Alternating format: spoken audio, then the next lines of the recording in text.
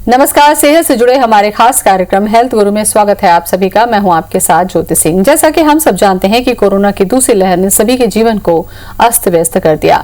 Lockdown की स्थिति बनी हुई है, तो वहीं दूसरी तरफ कोरोना को लेकर जानकारियों के अभाव में लोग डरे सहमे से हैं। कोरोना से जुड़ी भ्रामक जानकारियों ने भी लोगों के मन में डर पैदा किया है। तो आखिर क्या है कोरोना वायरस, कैसे फैलता है और इससे दूसरे वेव में हम कैसे बच सकते हैं, इन बातों पर आज हम चर्चा करेंगे। शुरू करते हैं अपना खास कार्यक्रम।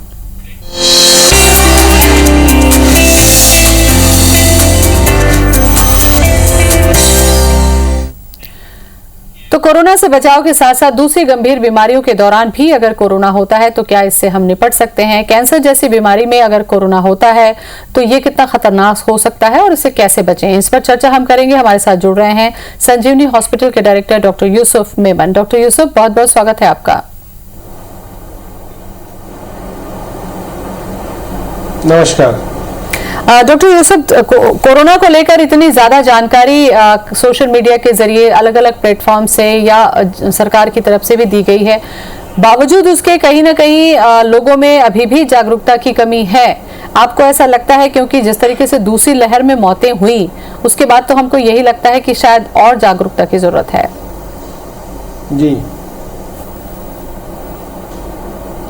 देखिए, लोगों में बहुत ज्यादा जागरूकता की जरूरत है। शुरू से ही बता दिया गया है कि 3 चीजें बहुत महत्वपूर्ण है। एक तो मास्क लगाना, दूसरा सोशल डिस्टेंसिंग और तीसरा हाथ को धोना। किसी भी चीज को हम छूते हैं, बाहरी चीजों को छूते हैं, हम टच करते हैं, हमें हाथ धो लेना चाहिए, अपने हाथ को सैनिटाइज कर लेना चाहिए। और चौथा और सबसे जो जरूरी चीज जो आज की डेट में है वो है वैक्सीन लगवाना। तो ये 4 चीजें हम करके ही हम कोरोना से बच सकते हैं। आज देखिए, हमारा खुद जो है 70 बेडेड कोविड हॉस्पिटल है, वहां पे 10 doctor dedicated round the clock काम करते हैं। लगभग 30-40 नर्सें, वार्ड बॉय, आया बाई, सभी लोग पिछले 2-3 महीने से लगातार काम कर रहे हैं। लेकिन उनमें से किसी को कोरोना नहीं हो रहा है। और जो बाहर रोड में घूम रहे लोग, जो कि कोविड मरीजों के संपर्क में पता नहीं वो कैसे आ जाते हैं, इतनी असावधानी कि वो जो है कोरोना से पीड़ित हो जा रहे हैं। और जो 20-20, 30-30, 40-40 मरीजों को एक साथ एक वार्ड में देखते हैं, 70-70 मरीज का हमारा हॉस्पिटल है, वहां कोई कोविड से पॉजिटिव नहीं हो रहा है। तो ये सीधी सीधी सिंपल सी बात है कि ये जो है लोगों के द्वारा, लोगों, जो अब्राहम लिंकन जी ने जैसे कहा है कि for the people, of the people, by the people, उसी तरह की चीज है ये। इसको हमें समझना होगा। अगर हम अपने आप को कंट्रोल में रखेंगे, हम मास्क लगाएंगे, डिस्टेंसिंग रखेंगे, तो हमें कुछ नहीं होगा। जब हम कोविड वार्ड में रहते हुए हमें कुछ नहीं हो रहा है तो आपको बाहर रोड में घूमते हुए क्यों होगा? लेकिन गवर्नमेंट को इसलिए लॉकडाउन लगाना पड़ता है कि लोग समझते नहीं, बिना मास्क के मार्केट में बाहर आ जाते हैं। बिल्कुल। दूसरे जो स्ट्रेन के बारे में डॉक्टर यूसुफ, ये देखने को मिला कि दूसरी जब लहर आई तो बहुत तेजी से, हमें लगता है कि बहुत सारे घरों में इसने अपना पैर पसारा, बहुत सारे लोग संक्रमित हुई। तो क्या ये समझा जाए कि दूसरा स्ट्रेन बहुत ज्यादा संक्रामक था या फिर हमारी लापरवाही हुई, क्योंकि मौतें भी बहुत ज्यादा हुई इस बार? दोनों चीजें हैं। इस बार का जो स्ट्रेन था वो ज्यादा इन्फेक्टिव था। लोगों में, जैसे पहले लहर में हमने देखा कि घर में किसी एक को हुआ तो यूजुअली दूसरों को नहीं होता था, लेकिन अभी अगर कोई एक पॉजिटिव आता है तो पूरी की पूरी फैमिली पॉजिटिव हो जा रही है।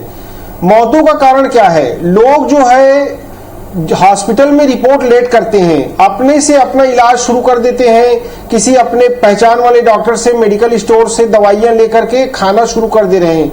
जब उनको तकलीफ ज्यादा हो रही है तब वो बिल्कुल ऐसे स्टेज में, जबकि वो बहुत सीक हो जाते हैं, तभी वो आके हॉस्पिटल में एडमिट हो रहे हैं। ऐसी स्थिति में उनको पूरी तरह से कई बार रिकवरी हो पाना या कई बार हमें जनहानि भी होती है। बिल्कुल। डॉक्टर यूसुफ, जैसा आपने कहा कि 70 बेड का हॉस्पिटल है या 70 मरीजों को लोग देख रहे हैं, इस दौरान आपने क्या पाया अपने हॉस्पिटल में कि कैसे केसेस ज्यादा पहुंचे हैं, लापरवाही वाले पहुंचे हैं या हॉस्पिटल पहुंचने के बाद कंडीशन सीरियस हुई है? थोड़ा इसको बताइए ताकि लोगों में जागरूकता फैले इसे लेकर। देखिए, लगभग 20% पेशेंट ही ऐसे थे जो अर्ली स्टेज में हमारे पास कोरोना के आए, जिनका हमने देखा सीटी स्कोर 3, 4, 5, 6 है। 2-3 दिन में ट्रीटमेंट लेके वो लोग घर चले गए।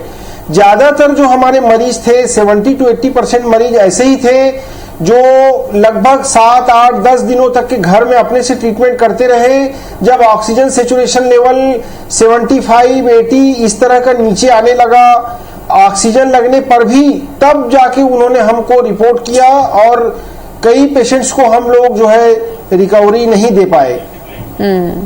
ये गंभीर स्थिति है डॉक्टर यूसुफ, और कई बार ये हो रहा है। इस बार हमने देखा कि ज्यादातर लोग होम आइसोलेशन को प्रेफर किए, उनको ये लग रहा था कि हॉस्पिटल जाएंगे तो शायद हमारी जान नहीं बचेगी। ऐसे केस में क्या अपने मन से दवाई लेना भी नुकसान है, या पर्टिकुलर जब कोई लक्षण आता है तो डॉक्टर्स की निगरानी में ही दवा लेनी चाहिए, या फिर लोग रिपोर्ट का इंतजार करते रह गए और तबीयत ज्यादा खराब हुई? बहुत सारी चीजें देखने को मिली इस बार। देखिए 90% केसेस में अगर कोरोना होता है और हमें कोई दूसरे और भी जैसे कोई हार्ट की या कैंसर की, या हमारी उम्र ज़्यादा नहीं है, तो 90 to 95% केसेस में हम घर में रहकर ही अपना इलाज अच्छे से करा सकते हैं। लेकिन जो 5 to 10% केसेस हैं उनके लिए ये बहुत जरूरी है कि अगर उनका ऑक्सीजन लेवल कम हो रहा है तो जल्दी से जल्दी हॉस्पिटल में रिपोर्ट करें और अपना ट्रीटमेंट कराएं। अगर हम किसी यूरोपीय देश की बात करें जैसे बेल्जियम, फ्रांस, ब्रिटेन, इस तरह के देशों में 5 से 10% कुछ नहीं होता, लेकिन जो हमारे देश की आबादी 1 करोड़ 30 लाख में हम 1% भी देख लें तो हम जो है लाखों में हमारी संख्या हो जाती है। तो हमें इन चीजों का ध्यान रखना है कि कोरोना से डरने की जरूरत नहीं है। 90 to 95% केसेस में हम घर में भी ठीक हो सकते हैं, लेकिन जो वो 2 से 5% पेशेंट हैं जिनको जरूरत है वो तो जल्दी हॉस्पिटल आए। अगर उनका सेचुरेशन लेवल डाउन हो रहा है तो तुरंत वो कांटेक्ट करें। बिल्कुल। इसके अलावा जो दूसरी महत्वपूर्ण चीज ये देखने को मिली कि वैक्सीनेशन को अब बढ़ाया गया है, और ये देखा जा रहा है कि वैक्सीनेशन से जो सीवियरिटी है वो कम हुई है। क्या ये सही है? क्योंकि इसको लेकर भी गांव में भी अभी भी भ्रम है, लोग सोचते हैं कि इंजेक्शन लगवाएंगे तो मर जाएंगे, इसलिए वो लगवाना ही नहीं चाह रहे। क्या कहेंगे आप? बिल्कुल, ये बहुत सही बात है। ये भ्रम, मैं गांव की तो छोड़िए, मेरी मदर जो है, मैं उनके हाथ जोड़ जोड़ के थक गया मैं कि आप वैक्सीन लगा लीजिए। उनकी एज 66 है, वो तैयार ही नहीं है। तो ये समस्याएं जो है सभी तरफ है, खासकर कि गांव में बहुत ज्यादा है। इसके बारे में बहुत र्यूमर्स आ गया है कि जो है इससे नपुंसकता है जैसी बातें भी लोग करने लगे हैं। तो ये बहुत ही ज्यादा रूमर्स भी जो है फैल रहे हैं, अफवाहें फैल रही हैं, इनसे हमें बचना है। देखिए, जैसा कि मैंने आपको बताया कि हमारा 70 बेडेड कोरोना यूनिट है, उसमें सभी डॉक्टर्स हैं, 10 करीब डॉक्टर्स हैं, लगभग 30 नर्सें हैं, 20-30 वार्ड बाय आया बाई हैं, स्वीपर हैं, 20-25 फार्मेसी स्टाफ हैं। अभी तक किसी को भी कोरोना नहीं हुआ। ये दूसरी लहर में ये सबसे बड़ी खास बात थी कि किसी भी मेडिकल हेल्थ वर्कर को हमने देखा कि यूजुअली हम देख रहे हैं कि उनको कोरोना नहीं हो रहा है, जबकि पहली लहर में हमने ये सुना था कि ज्यादा से ज्यादा जो है डॉक्टर ही इसके चपेट में आ रहे थे और बहुत सारे डॉक्टर्स और हेल्थ केयर प्रोफेशनल्स ने अपनी जान गंवाई। तो ऐसा क्या हो गया कि इस बार इतने लोग इसकी चपेट में आ गए, लेकिन हेल्थ केयर वर्कर्स जो है वो ठीक है? उसका एक ही रीजन है, वो ये कि हेल्थ केयर वर्कर्स को 2-2 डोज वैक्सीन पहले ही लग चुका है। तो या तो उनको कोरोना हुआ ही नहीं, और अगर किसी को हुआ भी तो उसकी सीवियरिटी बहुत कम थी। ये समझना होगा, क्योंकि इतने लोग वैक्सीन लगवा रहे हैं और वैक्सीन से ही अब जिंदगी बचेगी, इसलिए लोगों को जागरूक होना ही होगा कोरोना से लड़ाई में। डॉक्टर यूसुफ, अगर हम बात करते हैं, चूंकि कैंसर हॉस्पिटल है आपका और कैंसर एक गंभीर बीमारी समझी जाती है, लेकिन कोरोना का संक्रमण हर बीमारी के मरीज को हो रहा है। ऐसे में अगर गंभीर बीमारी के लोगों को कोरोना होता है तो कितनी सावधानी की जरूरत है और फिर कैसे इलाज होगा इसमें?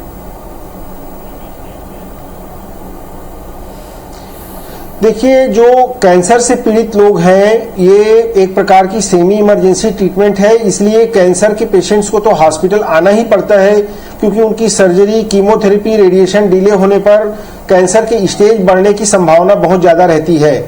ऐसे मरीजों में चूंकि हम कीमोथेरेपी, रेडिएशन या सर्जरी करते हैं, बॉडी की इम्यूनिटी भी बहुत कम हो जाती है, तो उन्हें विशेष ध्यान रखने की भी जरूरत है कि वो बहुत ही ज्यादा सावधानी पूर्वक हमेशा मास्क लगाकर रखें।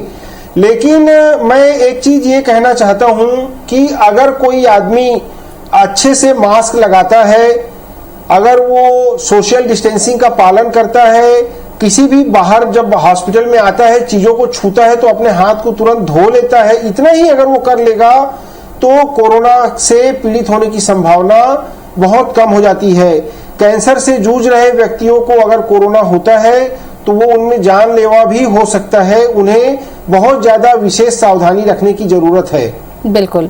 और ऐसे समय में अगर डॉक्टर साहब उन्हें अपने कीमोथेरेपी के लिए, रेडिएशन के लिए, सर्जरी के लिए टाइम मिला हुआ है, तो इस दौरान आप लोग क्या सावधानी रखते हैं कि उनका ट्रीटमेंट भी ना रुके और अगर कोरोना हुआ है तो उसकी जांच भी हो जाए, साथ साथ दवा भी चले, कैसे मैनेज करते हैं आप? बिल्कुल, इसके लिए हम लोग जो हमारा जो कोरोना यूनिट है और कैंसर यूनिट है बिल्कुल अलग अलग है। हमारा जो यूनिट 1 है वो कैंसर यूनिट है, इसमें हम कोरोना मरीजों को प्रवेश नहीं देते हैं। किसी भी मरीज को एडमिशन के पहले उनको कोरोना टेस्ट कराना आवश्यक होता है। कोरोना निगेटिव होने पर ही उनकी कैंसर सर्जरी या कीमोथेरेपी उनको दी जाती है। और साथ ही हॉस्पिटल में डिसइंफेक्शन का ख्याल रखा जाता है, टेम्परेचर थर्मल स्क्रीनिंग उनकी की जाती है, सोशल डिस्टेंसिंग का ध्यान रखा जाता है। और कोई भी मरीज अगर पॉजिटिव आता है तो तुरंत उसे डिस्चार्ज कर दिया जाता है। उसे इस नॉन कोविड बिल्डिंग में हम लोग रखते ही नहीं है, क्योंकि कैंसर के मरीज को अगर कोरोना हो गया तो वो उनके लिए घातक हो सकता है। बिल्कुल। कुछ गंभीर बीमारियों में अगर कोरोना हो जाता है तो क्या करना चाहिए और ना हो उसके लिए क्या सावधानी होनी चाहिए, इस पर हम चर्चा कर रहे हैं। डॉक्टर यूसुफ मेमन हमारे साथ में बने हुए हैं। ब्रेक पर जाने से पहले डॉक्टर यूसुफ, मैंने कहा था, जैसा कि आपने भी बताया कि कैंसर एक ऐसी गंभीर बीमारी है जिसका अगर समय पर ट्रीटमेंट नहीं होता है तो उसकी स्टेज बढ़ने का खतरा होता है। मान लीजिए किसी की सर्जरी आप लोगों ने प्लान की है, कीमो आप लोगों ने प्लान किया है, रेडिएशन प्लान किया है, और इस बीच अगर वो कोरोना पॉजिटिव हो जाता है तो क्या इस दौरान ट्रीटमेंट होता है या फिर डिले होता है? क्योंकि डिले होता है तो फिर कैंसर के बढ़ने के चांसेस ज्यादा होते हैं। कैसे ट्रीटमेंट होता है? बिल्कुल, ऐसी स्थिति में जब किसी पेशेंट को कोरोना होता है तो हम लोग उसके ट्रीटमेंट को 17 डेज के लिए डिले करते हैं। यूजुअली हम लोग 14 to 17 डेज के लिए ट्रीटमेंट को डिले करते हैं। जब पेशेंट बिल्कुल एसिम्प्टोमेटिक हो जाए, उनका RT-PCR निगेटिव हो जाए, तभी हम उनका फर्दर ट्रीटमेंट करते हैं। कैंसर अगर 2 हफ्ते हम डिले करेंगे तो बहुत ज्यादा तकलीफ नहीं होती, लेकिन अगर कोई पेशेंट कोरोना पॉजिटिव है और हमने उनको अगर कीमोथेरेपी दे दिया, बॉडी की इम्यूनिटी ऐसे ही बहुत कम हो जाएगी, उससे कोरोना को बढ़ने की संभावना बहुत ज्यादा रहती है, उसकी कॉम्प्लिकेट होने की संभावना बहुत ज्यादा रहती है, जान का खतरा होने की संभावना बहुत ज्यादा रहती है। तो ऐसी स्थिति में हम लोग 14 से लेकर 17 दिन तक का हम लोग ट्रीटमेंट में गैप देते हैं। इस दौरान चूंकि आपने वैसे भी कहा डॉक्टर साहब कि कैंसर पेशेंट जो होते हैं उनमें इम्यूनिटी वैसे ही कम होती है और अगर कोरोना हो गया तो इम्यूनिटी बहुत ज़्यादा कमज़ोर होती है, तो ऐसे में इम्यूनिटी बढ़ाने के लिहाज से इस तरीके के पेशेंट की किस तरीके से केयर आप लोग करते हैं?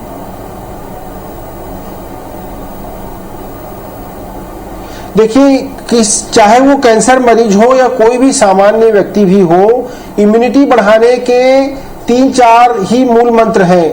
पहला, अच्छा भोजन करना, दूसरा रेगुलर एक्सरसाइज करना, तीसरा हमें 8 से 9 घंटे की नींद लेना। तो अगर हम ये 3 चीजों का हम ध्यान रखते हैं तो हमारे बॉडी की इम्यूनिटी, चाहे वो आप कैंसरस पेशेंट हैं, चाहे वो आप नॉन कैंसरस जो सिंपल जो है सामान्य आम जनता है, अगर हम इन 3 चीजों का ध्यान रखते हैं तो हमारी इम्यूनिटी बहुत अच्छी रहेगी। और अगर ऊपर वाले की कृपा रही तो हमें अगर कोरोना हो भी गया तो भी हम उससे निपट लेंगे। बिल्कुल। जिनकी सर्जरी हो चुकी है डॉक्टर साहब, कुछ ऐसे केसेस हैं जो सर्जरी हो चुकी है, हॉस्पिटलाइज्ड हैं, अगर यहाँ पर कोरोना होता है इन केस, तो फिर कैसे सावधानी रखते हैं? जी बिल्कुल, हमारे कुछ पेशेंट्स ऐसे भी रहे इस दौरान में कि हमने सर्जरी की, पेशेंट उस समय निगेटिव थे, लेकिन तीसरे चौथे दिन जो है अचानक उनको फीवर आया और हमने टेस्ट किया तो वो पॉजिटिव आया। तो ये जो है एक, जब भी कोई पेशेंट कई लोगों से मिलते हुए गुजरता है, जैसे कि जब वो सर्जरी के लिए एडमिट होता है तो ब्लड टेस्ट के लिए लेबोरेटरी पर्सन से मिलता है, एडमिशन के समय रिसेप्शन में जाता है, फिर वार्ड में नर्सें आती हैं, वार्ड बॉय आया बाई आते हैं, तो और कई मिलने वाले लोग आते हैं साथ में। तो इस तरह से कभी कभी ऐसा भी होता है कि जिनका ऑपरेशन हो गया वो कोविड पॉजिटिव हो जाते हैं। सौभाग्य से हमारे यहाँ कोविड और नॉन कोविड दोनों हॉस्पिटल्स हैं। हमारा जो कोविड हॉस्पिटल है वो बिल्कुल रोड के बगल में दूसरी तरफ हमारा नॉन कोविड हॉस्पिटल है, तो हम पेशेंट को वहां शिफ्ट करके हमने ऐसे 2 मरीजों का ट्रीटमेंट किया और वो पेशेंट रिकवर हो गए। तो इसमें कोई बहुत डरने वाली बात नहीं रहती। कोरोना को अगर शुरुआती स्टेज में हम शुरुआती लक्षण आने पर ही अगर हम ट्रीटमेंट करते हैं तो वो पूरी तरह से ठीक होते हैं। बिल्कुल। कैंसर का ट्रीटमेंट जिनका चल रहा है डॉक्टर साहब, क्योंकि कैंसर का ट्रीटमेंट एक दिन का नहीं होता, सालों भी ये चलता है, लंबी प्रोसेस होता है। ऐसे में अगर ये मरीज कोरोना से बचने के लिए वैक्सीन लगवाना चाहते हैं तो फिर क्या ऑप्शन होता है? बिल्कुल, अगर कोई भी कैंसर के मरीज जो है जिनका ट्रीटमेंट चल रहा है, अगर वो वैक्सीन लगवाना चाहते हैं तो उनको वैक्सीन लगवाना चाहिए और ये बहुत अच्छी बात है, हम लोग इसको प्रमोट करते हैं। जी। कोरोना में इस बार डॉक्टर साहब जो सबसे ज्यादा देखने को मिला वो ये कि लंग्स बहुत ज्यादा इफेक्ट हुआ और बहुत जल्दी इफेक्ट हुआ। ज्यादातर लोगों की मौत इसी वजह से हुई, ऑक्सीजन कम होना, वेंटिलेटर पे जाना और उसके बाद डेथ हो जाना। क्या आपको लगता है कि ये एक दिन का तो प्रोसेस नहीं है? क्या गंभीर लापरवाही होती है जिसके बाद ये स्थिति मरीज की होती है ताकि वो जागरूक रहें?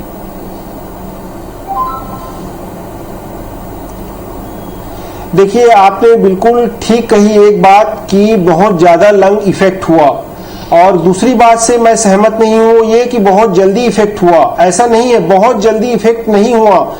यूजुअली हमने देखा पेशेंट 7-7, 8-8 दिन जो है टेम्परेचर उनको आता रहा, घर में वो अपना सिचुएशन नापते रहे, सिचुएशन कम आने के बाद भी उनको जो है, देखिए दूसरी बीमारियों में जब अगर ऑक्सीजन का लेवल कम होता है तो हमें बेचैनी होने लगती है, लेकिन कोरोना में ऐसा नहीं होता। कोरोना में क्या होता है कि धीरे सेचुरेशन लगातार डाउन होने पर के कारण जो है, अगर हमारा सेचुरेशन 80, 75, 80, 85 होने पर भी हमको ऐसा लगता है कि नहीं, हमें कोई प्रॉब्लम नहीं है, तो इसको हम हैप्पी हाइपोक्सिया बोलते हैं कि मतलब आपको हाइपोक्सिया है भी लेकिन आपको पता नहीं चल रहा है, आप खुश है। लेकिन फिर जब सेचुरेशन लेवल और डाउन होने लगता है या लंबे समय तक हाइपोक्सिया होने की वजह से जब लंग में डैमेज हो जाता है, उसके बाद जब हम ऐसी स्थिति में अब अस्पतालों में हम जब संपर्क करते हैं तो वो डिले हो जाता है और इसी के कारण जो है जन हानि होती है, यही जो है मृत्यु का कारण बनता है। तो ये बहुत जल्दी नहीं होता, लेकिन ये धीरे ये प्रोसेस सेटल हो जाता है, हमको वो मालूम नहीं चलता, हम खुश रहते हैं या हमें मतलब बहुत ज्यादा तकलीफ नहीं होती, हम हैप्पी हाइपोक्सिया में रहते हैं और बाद में फिर जो है वो तकलीफ हमको दे देता है वो। बिल्कुल। ऐसे पेशेंट को डॉक्टर साहब ये भी देखा गया है कि वेंटिलेटर पे जाने के बाद भी वो मरीज ठीक हुए हैं, उसके बाद में रिकवर भी उनका हुआ है। तो क्या समझा जाए कि ये उम्मीद रहती है लोगों को कि वेंटिलेटर पे जाएंगे तो जान नहीं बचेगी? ऐसा नहीं है, वेंटिलेटर से भी सकुशल लौटते हमने देखा है लोगों को। बिल्कुल, नॉन इन्वेजिव वेंटिलेटर अगर लगाया जाता है तो डेफिनेटली इससे रिकवर होने के चांस बहुत ज्यादा तो रहते हैं, इसमें कोई डाउट नहीं है। हाँ, जब हमें इंक्यूबेट करना पड़ जाता है, जब हमें बिल्कुल नॉन इन्वेजिव वेंटिलेटर नहीं हम कर पाते और जब कई बार इतनी स्थिति बिगड़ जाती है कि हमें मुंह या नाक से नली डालकर सांस देनी पड़ती है, तो ऐसी स्थिति में उस स्थिति से रिकवर होने की संभावना कम रहती है। क्या कहना चाहेंगे डॉक्टर साहब, क्योंकि गंभीर बीमारी का इलाज आप लोग कर रहे हैं, कैंसर जैसी गंभीर बीमारी है, कोरोना का भी ट्रीटमेंट आप लोग कर रहे हैं, उसमें सक्सेस रेट अब अच्छा है, क्या मैसेज देना चाहेंगे दर्शकों को?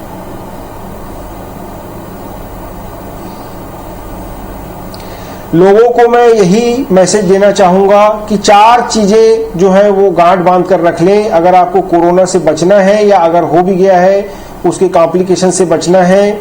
वो है मास्क लगाना, सोशल डिस्टेंसिंग, हाथ धोना और चौथा और सबसे जरूरी वो है वैक्सीनेशन। तो ये 4 चीजें आप लोग जरूर करिए। अगर आप ये करते हैं, ऊपर वाले की कृपा रही, तो आपको कोई भी तकलीफ नहीं होगी। बिल्कुल, काफी महत्वपूर्ण जानकारी डॉक्टर साहब आपने दी। हमें लगता है कि इस जानकारी का फायदा लोग जरूर उठाएंगे। शुक्रिया आपका।